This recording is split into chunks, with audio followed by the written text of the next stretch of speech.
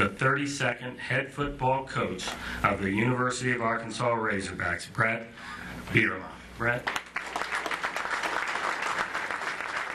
December 5th, 2012. Jeff Long ushers in the new era of Razorback football under coach Bret Bielema. During the 8-month search, Bielema's name did not get widely discussed, so the announcement came with surprise and a series of questions. What kind of coach is Bielema? What's his background? What is he like? Well, it prompted us here at the Razorback Nation to begin a month-and-a-half-long process of finding the answers to all those questions, and then some. Which brings us here to this one-hour special, From the Hog Farm to Head Hog. And the first thing we learned about Bret Bielema is to truly understand him, you must understand where he grew up. You know, there's a great quote from Abraham Lincoln that says, "I've never met a successful man who wasn't proud of where he came from." Born in a small suburb of the Quad Cities, Bret Bielema's family moved to an even smaller town when he was 4 years old, Prophetstown. Actually, in the entire world, there's only one Prophetstown. Is that right? Yep. And we're in it. Nestled away in northwest Illinois, P-Town, as the locals call it, is home to about 2,000 people. It's quaint, blue collar. There was never a stoplight. There was never any fast food. The nearest fast food was a Hardee's that was 20 minutes away. I grew up on a farm that was surrounded by cornfields, bean fields, hay fields. Nearest neighbor was about a half a mile away, and grew up with 2 brothers and 2 sisters on the farm with my mom and dad, and eventually got to a point where we had over 2,500 head of pigs. Really, that's all I ever knew. A unique childhood, but one that taught me hard work. Taught me a lot of the things that I think I lean on today heavily that maybe some other people didn't have growing up. The Bielema children, along with Father Arnie, served as the farm's staff. When you have livestock, when you have animals like that, they never have a day off. Just anything that came up with livestock production, you know, I mean, from cleaning pens to moving hogs to sorting hogs to weaning pigs.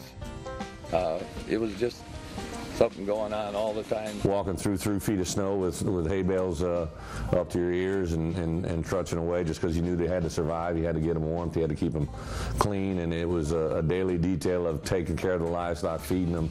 A lot of times I was the younger, most athletic, so I was like the decoy. I would sprint across the hog lot and they would kind of chase me, and then everybody else would come lay feed after me, and some daily duties that you really just kind of made them fun because you didn't have any choice. In Prophetstown, you're a farm boy or you're a city boy, basically. And city boy is 2,000 people, and he was a farm boy, so he was a hard-working guy. You know, in high school, I can remember Friday night after a football game, we'd all go out and get pizza or do whatever we're going to do, and he couldn't go out because he had to get home and get up the next morning and feed the hogs and do all that kind of stuff. There was a lot of times where my buddies would go to the mall on Saturdays, or they were, you know, going on vacations, or they were doing some fun things that seemed like they'd be fun for families, and I didn't really give it much thought. I just knew that that's what wasn't in the deck of cards for me. I remember getting done with football games on Friday nights and coming home, and you're pretty banged up, you're pretty sore, and that didn't stop Dad from, my mom would give a little rise and shine, morning, morning, glory. That was the way I woke up for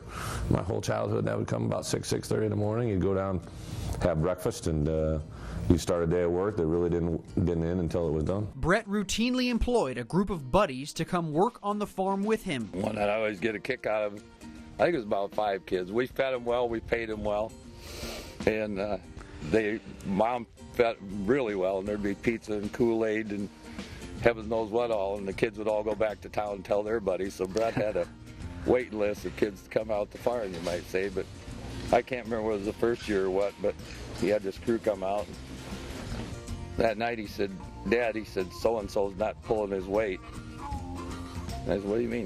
He's just goofing off. I said, "Well, you hire him, you fire him." "Okay."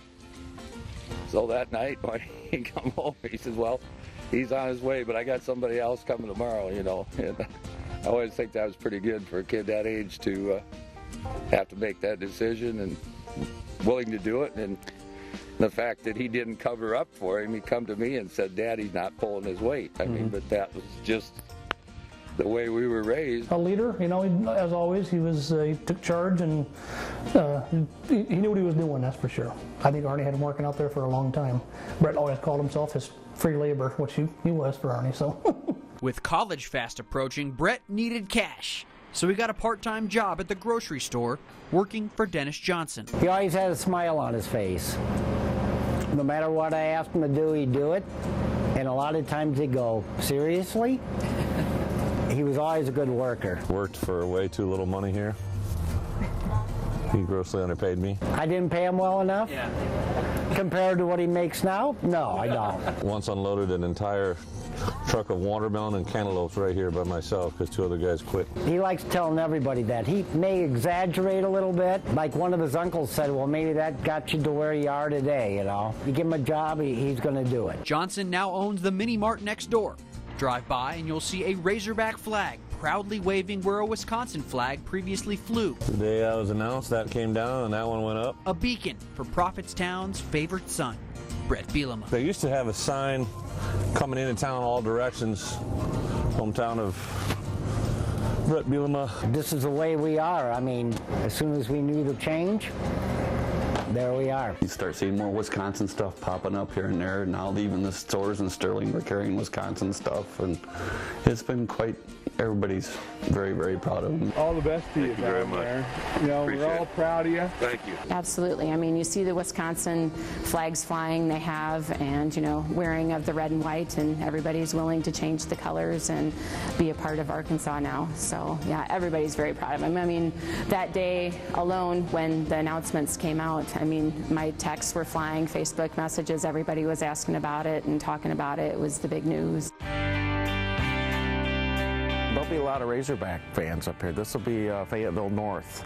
You'll see a lot of flags. I got a flag flying out in front of my house. I know there's some uptown already, and it's just, yeah, it's real neat to see that, and they are very proud of him. He goes uptown, you know, everybody's proud to see him, and he's worked hard for what he's accomplished, and they realize that. As Bielema's career continued to rise, he's held a special place in his heart for Prophetstown, always remaining faithful to those who remain faithful to him. If you blink, you miss it, but it's a good little hometown.